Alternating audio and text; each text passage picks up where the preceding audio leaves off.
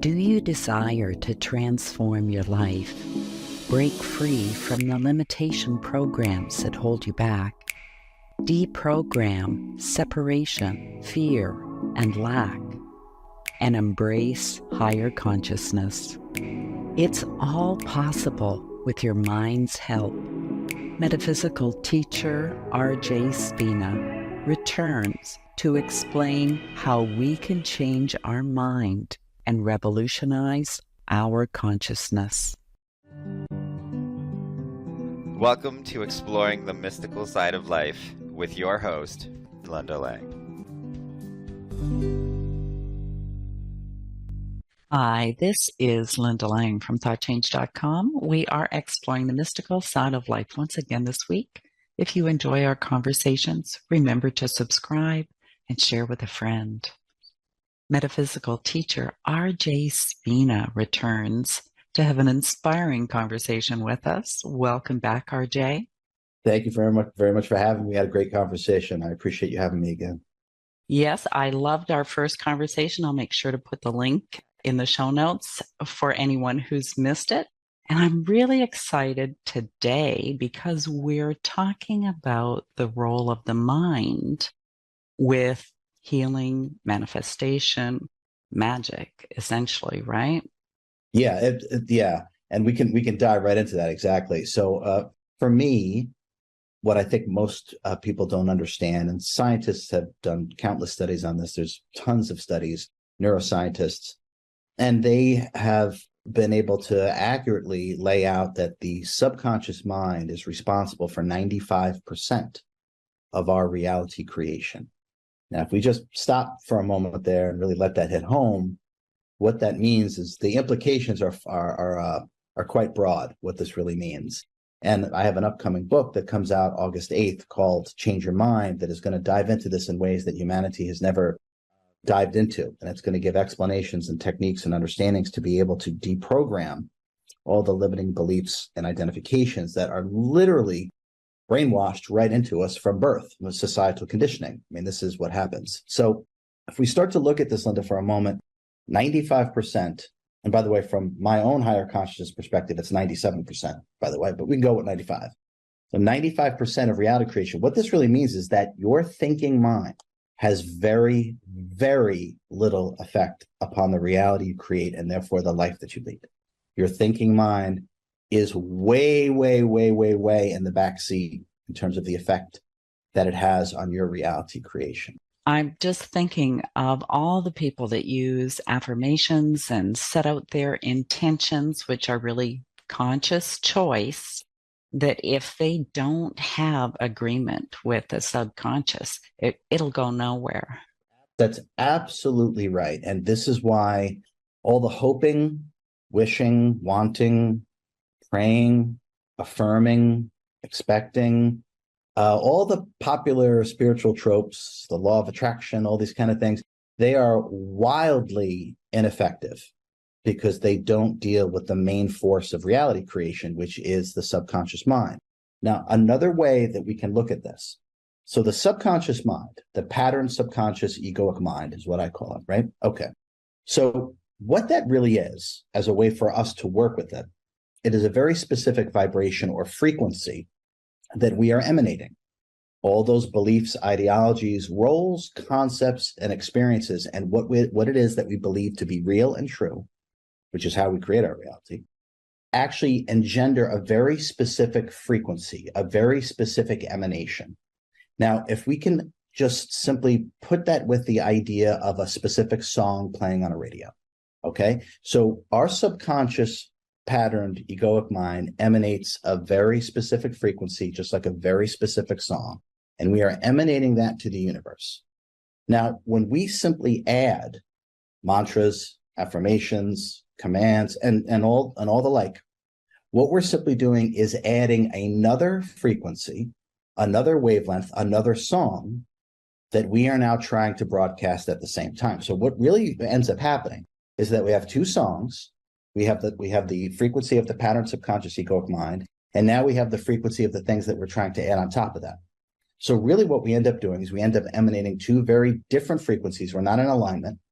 So we're telling the universe, which only mirrors whatever it is that we emanate, we're telling the universe to dance to two songs at the exact same time.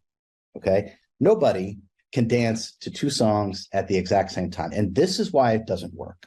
So that's an easy way to understand it. And to add to that, Linda, is to understand that the song or the frequency of the subconscious pattern egoic mind is a much, much more powerful signal that is being emanated. As we talked about before, neuroscientists have already discovered that it's 95% of reality creation. So that signal, that emanation, is going to win out.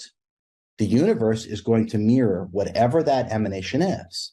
So it doesn't really matter how many mantras, affirmations, commands, how many classes of law of attraction that we take. And so it doesn't work. And there's the reason why it doesn't work. And you and I are actually discussing exactly why it doesn't work. So we cannot emanate two songs at the same time. What is most important is the deprogramming of the subconscious pattern egoic mind, which is built upon a subject-object paradigm, which means disempowerment, lack, limitation, and scarcity. And this is why we are always struggling, and we don't actually create the life that we know that we're capable of, because we don't even realize the limitation program that we are broadcasting to the universe, which the universe can only mirror and match, is based upon the programming of the subconscious pattern egoic mind, which our conscious mind has no access to. And the thrust of the book is literally how to deprogram that, to remove the limitations of separation, lack, scarcity, fear, all of those things. And once those things are removed, we are empowered in ways that humanity really has no frame of reference for. And then at that point, there are some very specific exercises and techniques that are also laid out in the book that allow us to truly create the life that we know that we're all capable of in terms of abundance in health, abundance in wealth, and abundance in love. If you think about it, the subconscious broadcasts 24/7, right? That's the beacon that goes out all the time. When we're doing affirmations and intentions and conscious manifestation work, that's why we're doing it. So that 5 minutes a day where you sit and visualize what you're trying to manifest can't compete with that supercomputer that's putting out all this information. So I think it's fantastic that you're working with the subconscious. A lot of healers try and skip that level and go right into the energy, but you've got to have that cooperation. Yeah, and this is why our life doesn't turn out based upon our desire, because just what you said, that overriding program is being broadcast 24/7. That these affirmations and mantras that we do for this little period of time can't compete with that 24/7 signal, 100%. So one of the keys that I've discovered, the one is the actual deprogramming, and two is this, what I call unification. So this unification, Linda, has to do with desire, intention, self, the true self, not the egoic self, the true self, the sentience, the I am, your spirit, whatever word you want to use. So there has to be this alignment of desire, intention, self in the resting state. Now that becomes the new 24/7 emanation. This is how we actually manifest directly from the immeasurable and limitless I am, or what we really are. But it must have the unification, and it must be done in the resting state. Now, the reason why we are not doing that, one, is because we haven't learned how to deprogram the subconscious mind properly, but the book literally lays out exactly how to do it. The other thing is, we have been programmed to be productive. We have been programmed with a slave mentality. Most of us quantify our existence based upon productivity, right? How much I got done today, right? Only a slave thinks like that. So that's part of the programming within the subconscious mind. Now, there's no way to have true abundance based upon the limitless, perfect I am if we reduce it to just the doing state. It's absolutely impossible. In fact, we could never do enough to actually create genuine abundance. And I'm not just talking about money or things. I'm talking about genuine abundance in our entire life. Love, happiness, friendship, everything, health, everything, vitality. Genuine abundance. There's no way to achieve that through just the doing state. So the key is the deprogramming. That's always number one. We're all going to be Indiana Jones, and we're all going to excavate what's been hidden these limitation programs buried within the subconscious mind. So once we're able to remove those things, and it is nowhere near as difficult, it's so simple, it's almost mind-boggling. It's that resting state, desire, intention, self in the resting state, and then you carry that unification even into your doing, whenever it is you're doing, and humanity is going to realize that real manifestation and abundance almost has nothing to do with the doing. It has nothing to do with the doing. It's the 24/7 broadcast in the resting state, because the universe will match and mirror, because that's the only thing it can do, because like attracts like. So once that is mastered, that's when humanity will live in abundance in ways they can't even imagine. Can I be bold enough to say that we all have an abundance of something? It's just most of the time it's not what we want. Again, on the money, it's 24/7 abundance, okay? But for most of us, it's abundance of fear, lack, worry, confusion, doubt, pain. It is 24/7 abundance. All we ever do is emanate a specific frequency. We are master creators, but unfortunately what we've been doing is mastering endless limitations. And that's why we're not emanating directly from the I am, we're emanating directly from the subconscious programmed mind, which is all based upon lack, limitation, separation, scarcity, fear, disempowerment. And so we have an abundance of that. And once we start to work in the proper way, from my perspective, all of that literally changes. It's really alignment of the higher self, the lower self or unconscious, and the conscious mind. And when everything is going the same direction, you can make huge strides, right? Strides that are almost seem unimaginable to the finite rational thinking mind, because the finite rational thinking mind works through logic and linearity, which are subprograms of space-time. So really, without me getting too far out there, what that really means is that for the way the human brain operates and interprets what is, which is a sliver of actually what's actually happening, everything is a process, right? For the logic, linear-based, rational thinking finite mind. First A, then B, then C. I won't do all the letters. You get the idea. So, okay, that is not how things actually are. Okay, so when we start to work with ourselves in the way that you and I are talking about, there are quantum leaps that defy logic and linearity, because the truth of the matter is logic and linearity is a tiny, tiny, tiny subset or sliver of the greater reality of what is actually going on, of what is.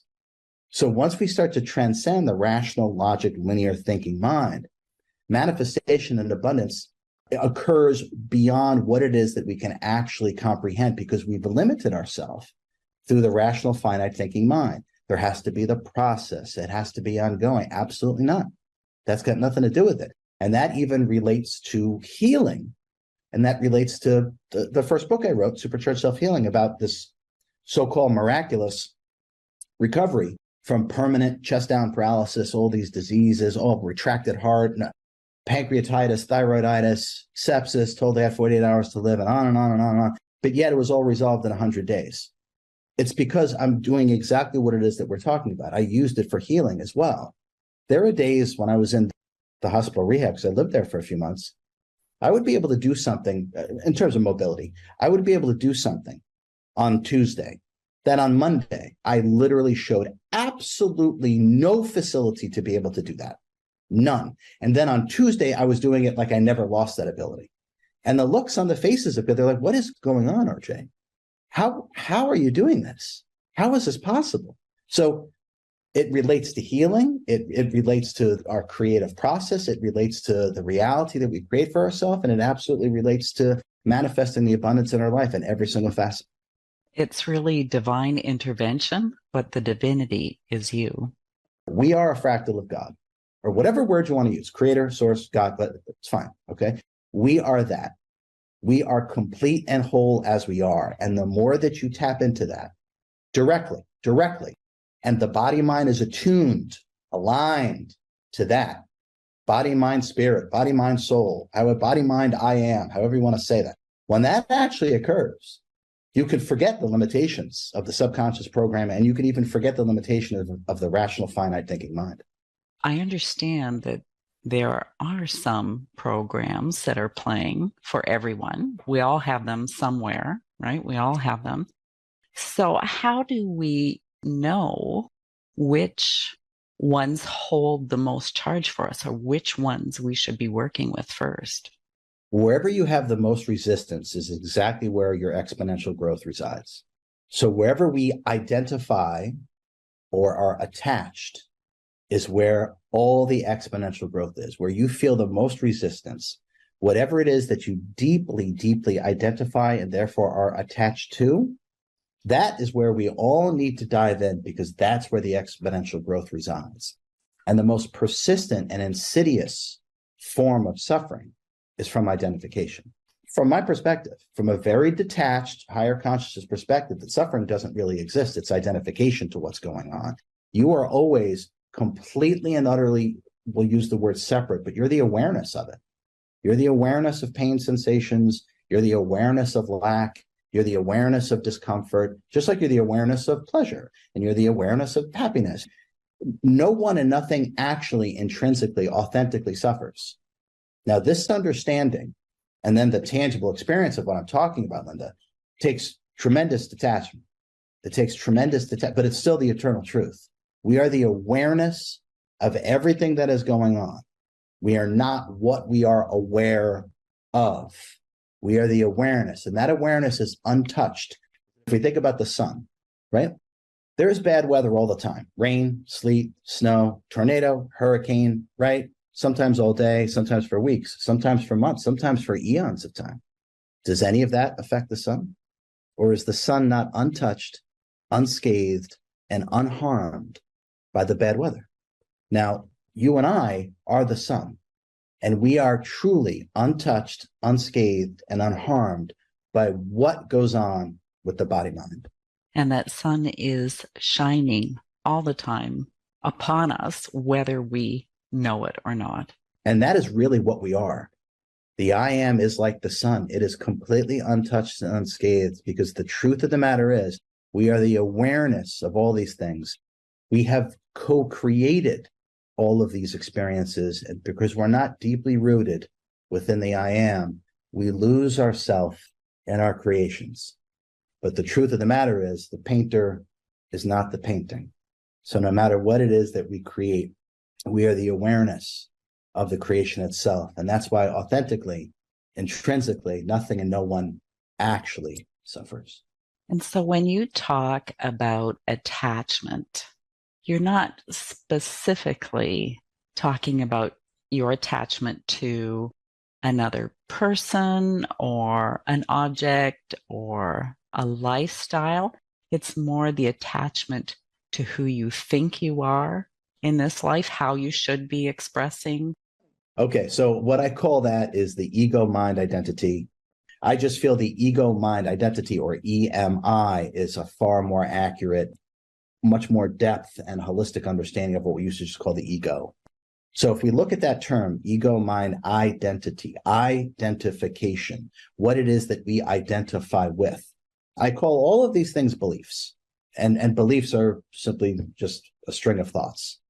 But if we look at beliefs, concepts, ideologies, so-called knowledge, roles, okay, this is part of the identification of the false I, right? We say, I'm a this, I'm a that. No, we say that.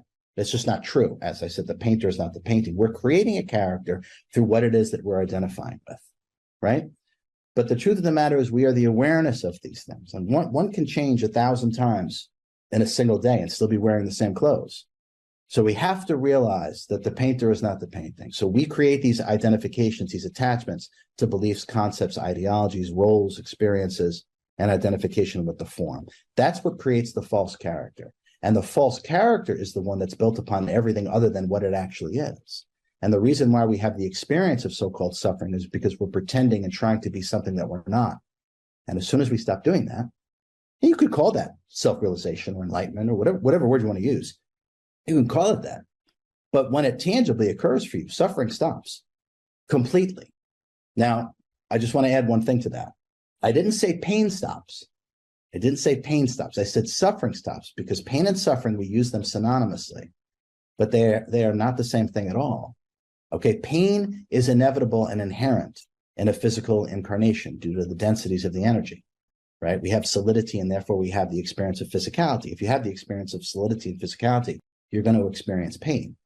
Now, I experienced levels of pain because of my spine I didn't even know existed. And I mean it, the kind of pain where you literally want to start screaming at the top of your lungs. And I really mean it. I've been there, right? Okay. I didn't suffer because the whole time I was detached from the process, I was aware of tremendous pain, but I didn't suffer the tremendous pain because there was enough distance in terms of what I really am, the awareness, and what I was aware of, which is the pain.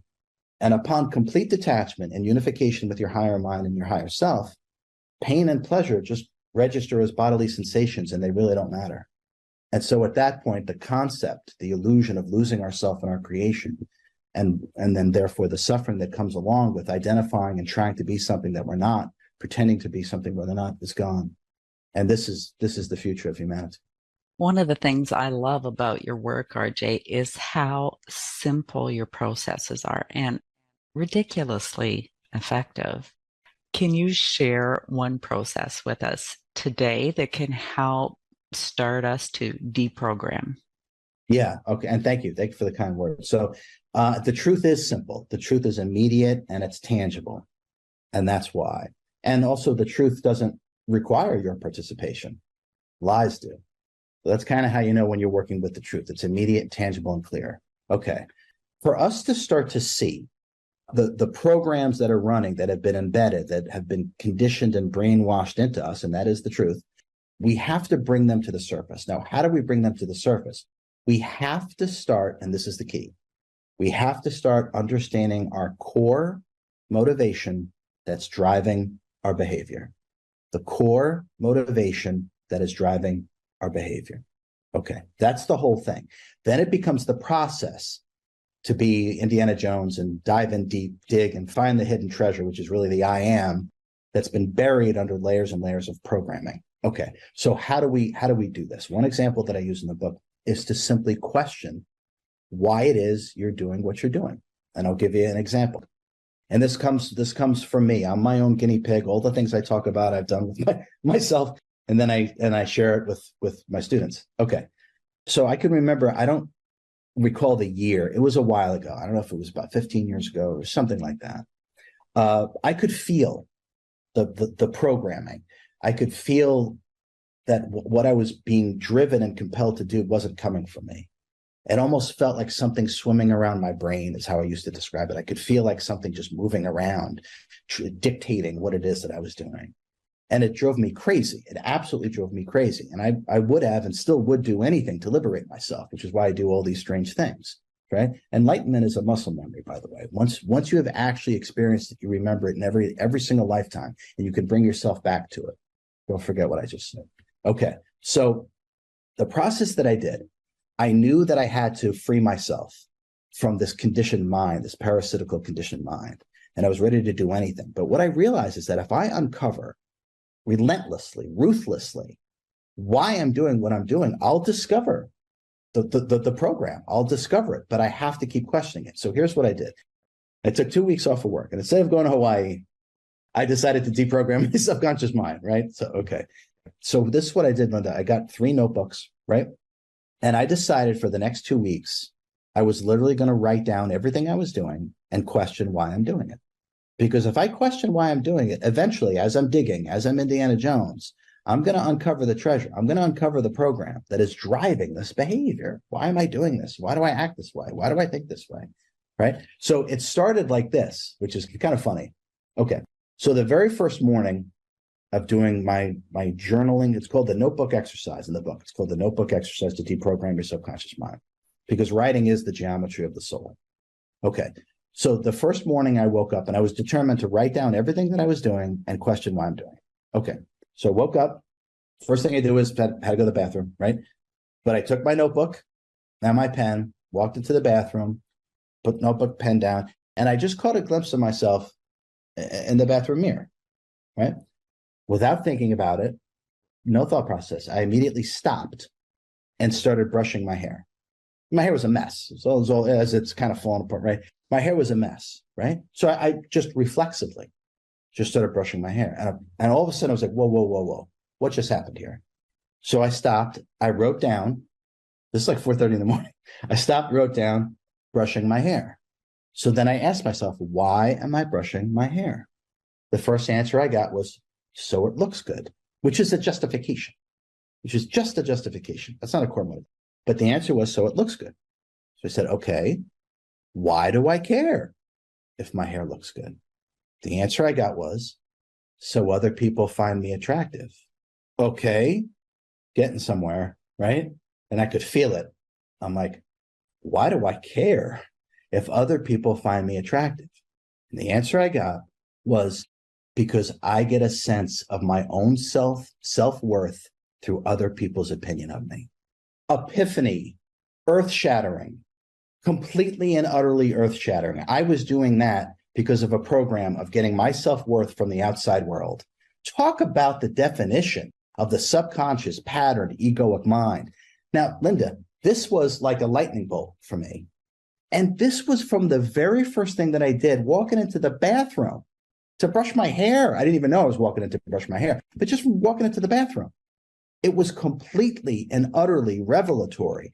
And in that moment that I saw that, the reason why I was doing it, once it became conscious to me, I could delete that program at that moment because I became aware of it. Now, that doesn't mean I've never brushed my hair again. That's insane. But I brush my hair because I want to, not because I'm getting a sense of self-worth from somebody else, which is a completely different motivation.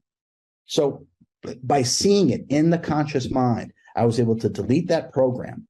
I empowered myself beyond recognition just from that one simple thing. So in the book, it lays out, this is what this person did. This is what I did. Here's all these different examples that I did. And the epiphanies, the liberation that people experience from the most mundane activities as to why we're actually doing it, it is mind-boggling what this thing actually does. The liberation that we experience through doing this simple exercise is unlike anything that I've ever come across, which is why it's the foundation of the book, Change Your Mind. It is absolutely incredible. I encourage everyone, get the book, let that sink in, and then mark up the book as you're doing it. Your life will completely and utterly transform in 2 weeks. Completely and utterly transform in 2 weeks just by doing that exercise. I think it's brilliant that your first experience was so early in the morning because the unconscious is so close to the surface then. So you had that cooperation, right? You didn't have to get lost in some story. You could just receive the information. And then once you had that experience, that understanding and that epiphany, which felt good, I'm sure, then the unconscious mind would give you more and more as you did your exercise throughout the day or days that followed. What would you suggest to people who are pretty attached to their stories and like that kind of mental process and have a hard time getting underneath to actually get the reasons why? The desire for liberation, the desire for freedom has to override the fear, which is what creates identification and attachment, something to hold on to. Because by the time we reincarnate here, we're so disconnected from who we really are and where we come from. We have no idea. It's like total amnesia. So we latch onto things, an identification, a role of belief. So the desire for a greater quality of life has to override the fear of the limitation program that we're living. And that's really what it comes down to. The teachings, the exercises are laid out. No one has to wonder how to do this. It just takes honesty and courage.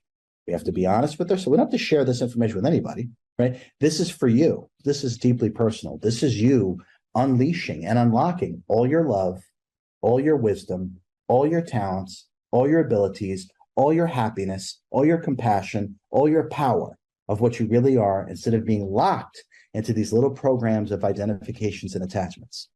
So it always comes down to courage. It comes down to courage. And when the desire for a better quality of life for you and those around you is so strong, at that point, you will do anything and you will even face your fear. This is a very gentle way to do it. This is you in a notebook. So all this is you in a notebook. And you are literally uncovering all these behaviors, these actions, the thoughts, where they're actually coming from. And everyone will realize that none of them belong to you, nor are they you. The suffering comes from the identification to these things and then trying to be something and someone that we're not. And that's where the suffering comes from. It's a very elegant, beautiful, safe, powerful way to completely free yourself and enhance the quality of your life and everyone's around you. And it hides the magic, right? It's exactly right. All of that hides the magic. All of us are magic. We can do anything. Now, when people say that, oh, we can do anything, it's almost like a slogan. Okay, not when I say it. I mean it. Okay, if we talk about health and putting a destroyed body back, I've already done it. Anyone can do it. I mean it. Anyone can do it with the proper teachings and courage. Anybody can do these things. The life that you're leading right now, if you think this is as good as it's going to be for you, just ask yourself, what else is possible for me? Just ask yourself that question. What else is possible for me? And let it come to you. Let it come to you. Because I guarantee wherever this narrow-mindedness, this resistance, this tension, this, which is from identification, right? Dive in there, because that's where the exponential growth resides. And this is a very gentle, safe, and highly effective way to do it. And that space you're talking about, allowing the answers to come to you, even if you don't get a conscious answer, just keep that space open to receive the energy of the shift of what you've just called for. But yeah, 100%. So the higher mind, the higher self, speaks in pure energy, and that gets translated through our intuitive nature, and we then translate that into action. It's not words; it's pure energy. So the higher self, the higher mind, actually flows. It actually gives instruction through pure energy, which we then translate and then take action upon. Our higher intuitive functions. We have a gut feeling, an inner knowingness. We have faith, and then we can call these things clairsentience, clairvoyance, claircognizance, the clairs, right? Okay, that is how the higher mind and the higher self speaks. So if we quiet, right, our finite rational thinking mind, if we quiet it just enough by just being present, the information, the knowingness will come to us through energy and our own intuition. All of a sudden, we'll have an idea, we'll have an inspiration. That is exactly the higher mind and the higher self speaking. That is exactly what that is. It speaks through inspiration. It speaks through excitement. It speaks through passion. And then we then translate that and then take action upon that. But yeah, that's all it takes. Just quiet the rational thinking mind, right? And if anyone has trouble doing that, just do any one of the magic tricks that I talk about, like pretend your two physical eyes are not connected to your brain. Can't think. Magic. Just stay that way and let the truth come to you, because it will. Our subconscious, our unconscious mind often gets kind of a bum rap. It's not our enemy, or at least doesn't have to be our enemy. It can be our best friend. So when we work with it in a positive light for creation, then we can make these huge quantum strides. So just like any child, I guess, if you were always really negative towards it, it's not going to cooperate with you, right? So we could think of the subconscious mind, an aspect of it. We could think of it as the greatest recording device ever. Okay, it literally, through imprinting, and I explain it in the book, it literally records every single moment of your entire existence, right? This is why people do hypnosis, past life regression, right? To get into the subconscious mind. It's literally a recording device. It's incredible. It's by far the greatest recording device ever invented, and it really is. And it's an aspect of the higher mind. Our subtle body of energy, and even our physical body of energy, is actually an aspect of the subconscious mind. So if we think of our bedspread, Linda, pulled nice and tight, hospital corners, right? Nice and tight. Okay. So then imagine taking a marble, a little rock, a marble, whatever. So you take the marble and you place it on some part of the bedspread, right? Now, it's little, but if we looked really, really closely at right where that marble is on the bedspread, we would see that the bedspread went down just a little, right? Okay. Our subtle body of energy and our physical body of energy is like the bedspread. And every single occurrence is an indentation. Every sound, every image, everything, even things that are outside of physical sensory perception, is being imprinted, recorded, stored within the subconscious mind. Just think of a bedspread and marble, marble, marble, marble, marble. Okay. Now, when we learn how to access the subconscious, which is an aspect of the higher mind, we are going to have access to everything. That's why it's 95% of reality creation, which we're not using. So we are literally going to have access to everything. And I'm not talking about just in one incarnation. I'm talking about access to all your incarnations, which is an aspect of authentic enlightenment, by the way. Not what passes for enlightenment on today's planet.